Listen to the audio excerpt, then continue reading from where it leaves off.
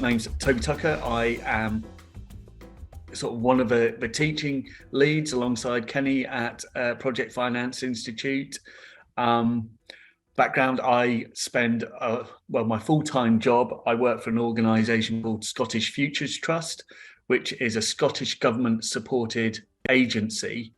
And basically, one of my roles is to take government policy, and I work in the net zero space, and it's to be able to look at those policy objectives and convert them into commercial, financial, legal, technical frameworks that allow programs and projects to be delivered on the ground. So really, I sort of like bridge the gap between private sector developers, supply chain, financiers, and what the public sector are trying to do. So I work across all sorts of areas, particularly focus on renewables. So things like wind farms are a huge area for achieving net zero targets for Scotland. And my background, I am chatting from Edinburgh in Scotland. So just to give a bit of context of where I'm chatting to all of you from. And I cover other areas as well, like heat networks, decarbonisation of buildings, so all sorts. So that's a bit of background, but let's go to the next slide here. Why is it not moving? Oh, there we go. So Hornsea Wind Farm. So this is a huge offshore wind farm, and you may recall there was a PFI newsletter published in August, and basically Hornsea Project 2 had just become operational. So just to give a bit of context, the Hornsea Wind Farm, it's about it's an area of the North Sea. It covers more than 2,000 square kilometres. There was one project which completed, I think that was Hornsea 1 got planning consent in 2014, and I think it became first operational in early 2019, and that was sort of a 1.2 gigawatt project. And the most recent one, Hornsea 2, that was became fully operational in August. And that one is a 1.4 gigawatt project.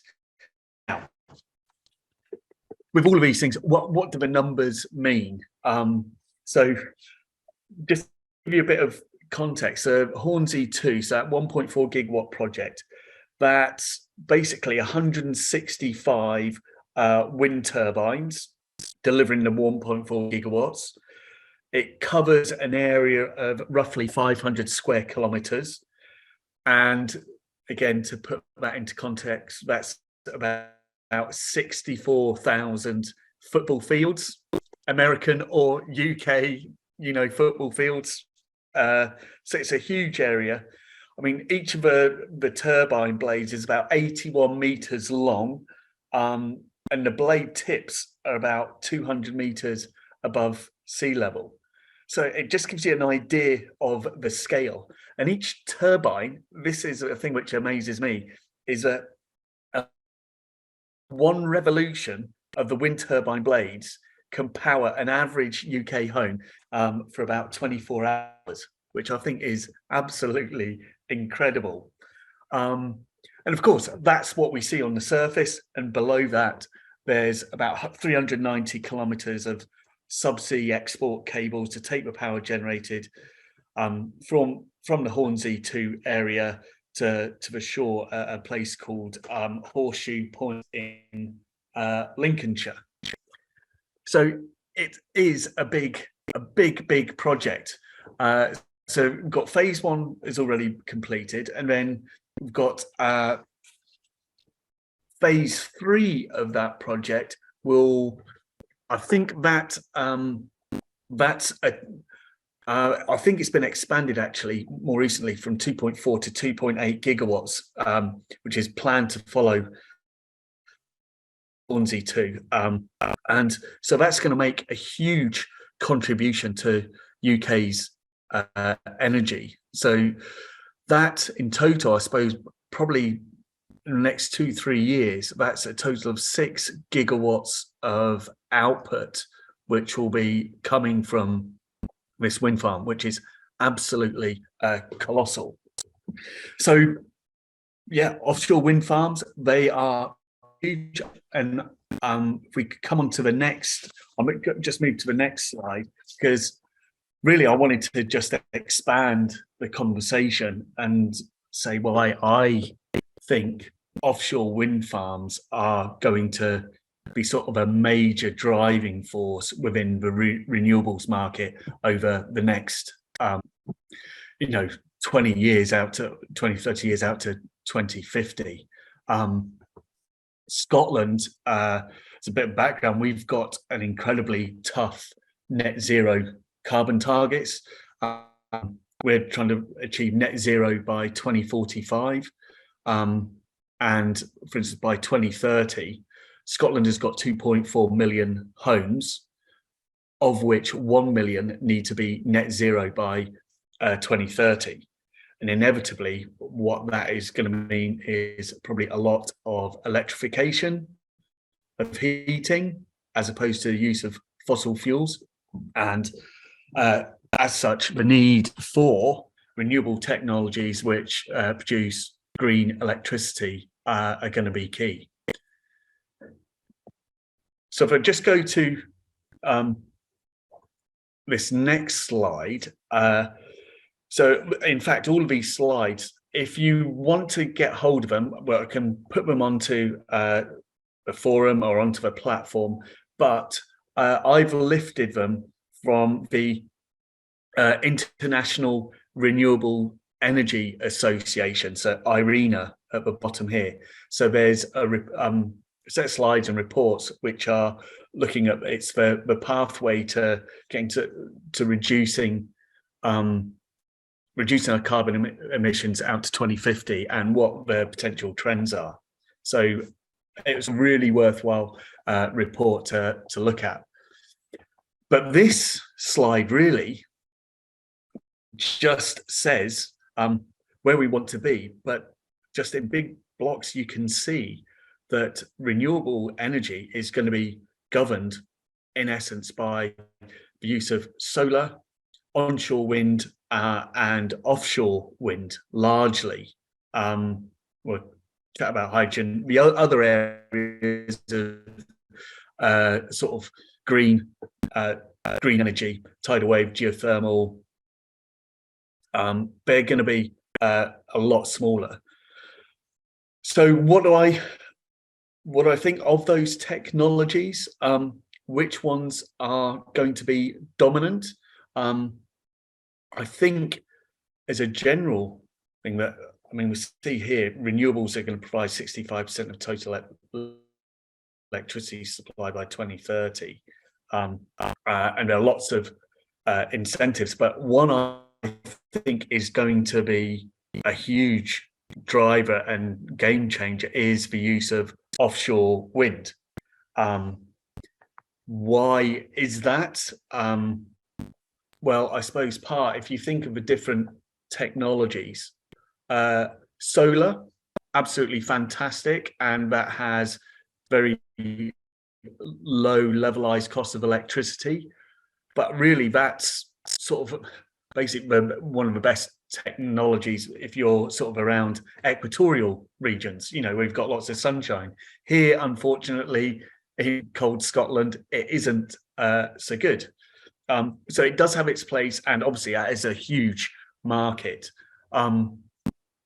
Onshore wind farms, and with that I'll include just broadly onshore wind farms, and let's include fixed offshore. The challenges with those, again, onshore wind farms in particular, well proven, but I think a real challenge, particularly in the northern latitudes, if you think about Scotland or the northern countries, one of the big issues is actually planning and licensing and consenting from local authorities. People just them as visual eyesores.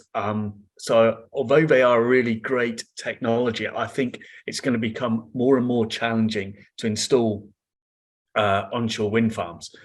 And very generally, I'm going to make this as a broad statement for fixed offshore. So that's basically wind turbines which are just offshore.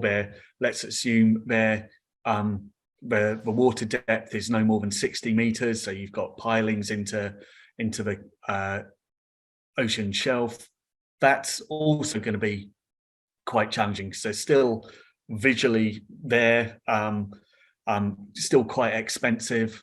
So again, that I think will be challenging, but there is a real opportunity for further out offshore wind or floating offshore wind turbines. The unfortunate thing for those at the moment is that they're actually quite expensive. But I do think the cost of that technology, and we are seeing it, is coming down. And it's really useful if you watch Adrian Howard's presentation and webinar on this. You can see, just like all technologies we've come across over time, as the market builds, the costs come down. And offshore or floating wind turbines, there's less issues around the use of permitting and consenting, and particularly in Scotland. I mean, I think a really strong economic case as well is of Scotland and the UK. The seabed is termed Crown Estate. So in Scotland, we've got a huge program called ScotWind leasing. So this is a process of making seabed available for commercial scale offshore wind projects. So there's a real benefit to governments of using that seabed, because they can lease it and actually generate significant revenues for government coming into their pockets. So it is incredibly helpful. There is a huge amount of wind. I think something like, particularly if I'm always going to refer to Scotland as my home country, but it's something like 80% of Europe's wind comes off the North Sea. So there is a great opportunity to harness all of that technology or that energy and use it, particularly for Scotland, to build up this industry. Also, I suppose what is quite useful is we know lots of these renewable energy supplies are intermittent. It just so happens that wind, particularly in Scotland, blows strongest in the winter months where gas would ordinarily be used. So there is a bit of complementarity of the strength of wind blowing and when heating is needed. So let's have a look on this sort of chart. It just shows how the levelized cost of electricity has basically fallen tremendously over the last sort of 10, 12 years. Look at the impact of solar voltaics and concentrated solar power and onshore wind and offshore wind. Offshore wind, we can see, is still a little bit more expensive compared to onshore and solar voltaics. And I suppose part of that is the challenge of, if you've got floating offshore wind turbines, it's keeping them fixed in a steady position, and so it's sort of like the subsea platforms which are holding up the turbines is a significant cost to the capex of those projects. But there are technologies coming along which are making that cheaper, and I think particularly offshore wind farms, that levelized cost of electricity will come down a lot further. And there is actually also a really excellent report. It's worth checking out, produced by Oxford University, who've compared this levelized cost of electricity to that of fossil fuels. And we're almost at the point now where the two are equal. And in fact, the levelized cost of electricity for renewables is set to go below that of fossil fuels. So then we'll get to the point where not only is it just economically more viable to have localized renewable energy supply, but it's also helping decarbonize our emissions or reduce them. So it's going to be immensely beneficial. So that's sort of general trends, and I think these will come down a lot further. But one of the things I just wanted to round off with before we sort of then get into just general discussion and Q&A, and actually the main meat of this session, just to have networking, is one of the things which has always bugged me, talking about Scotland having a huge amount of offshore wind. There's some islands quite far off the north coast of Scotland. We've got Shetland and the Orkney Islands. There's so much wind, a lot of the time they end up having to curtail the amount of electricity produced because there's just the cabling through to the mainland is not robust enough, and so they end up producing about 150 to 160% of the electricity they need on those islands, or there's that availability, but they just can't use that surplus. So it does make me think, actually, one of the key aims we want to do is not restrict the amount of energy produced. We want to store it. So that is either going to be through battery storage. So, we'll let the wind blow, produce electricity, and, hopefully store it in batteries that can feed into the grid. And that helps with all of the other issues around increased production of electricity. You need increased grid resilience, expansion of, those networks. But what I think there is another big opportunity, another way of storing electricity is not necessarily batteries, but actually the use of hydrogen. And that is something I am looking at quite keenly in Scotland. The challenge at the moment is, you can use electricity to electrolyze water and create hydrogen. But at the moment, there is no market for that hydrogen to be used. And I think that will be one of the things which will transform. You see on this chart, we've got electrification, and it's actually some of these bigger, heavy transportation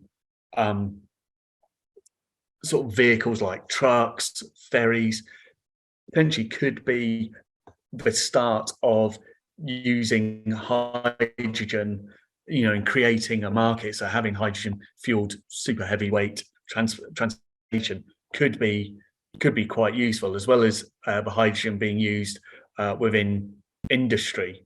So I do see that as quite a useful change, and the growth of hydrogen from what we see here at the moment is niche to being far bigger role within green energy going forward. One of the things as well for us, for UK government, they're looking at potentially we've got well-established gas networks, just like, most places across the world. Do we begin to repurpose the gas grid to actually use hydrogen as a fuel, so you can get hydrogen ready boilers, etc. So I think there is great opportunity for the growth of hydrogen, and that quite importantly it's like a good segue for next month's theme, which is going to be on hydrogen. And there are a couple of expert webinars, and actually, Tia, if you want to chip in, I'm not sure if you've got dates for those, but one of yeah, so they should all be in the events in the upcoming event section, and I can send everybody just the link in the chat right now. But there is a hydrogen online conference, which is an external event. It's completely free to join. So that's happening on the 8th of November. And then we have an expert webinar with 𝐦𝐨𝐫𝐞, who is one of the founding partners to the Project Finance Institute. So he's going to be talking to us about green hydrogen projects on the 16th of November. And the next networking event topic is just again about development of the global green hydrogen industry. So quite a few, I guess, items coming up on that note. So should be an interesting month next month. Yeah, so I would encourage you to look at those, because I mean, it'll be interesting when we move to the networking bit where we can all chat. I mean, I've been involved in project finance for over 25 years, and I think in particular the last 5-10 years, it's moving at such a pace, and the level of change, it's actually quite hard in some ways to keep up. And you know, markets like use of green hydrogen, I think that is going to be massive going forward. And Yusuf, it's worth listening to because he's an expert in the field, and he's been involved in this market from day one. So he's got some really good insights into how it's going to develop. And you know, it's just good as being a Project Finance Institute member just to be aware of all of these trends, what's happening, how it may impact, you know, your own work. So I just encourage that just to increase your knowledge base.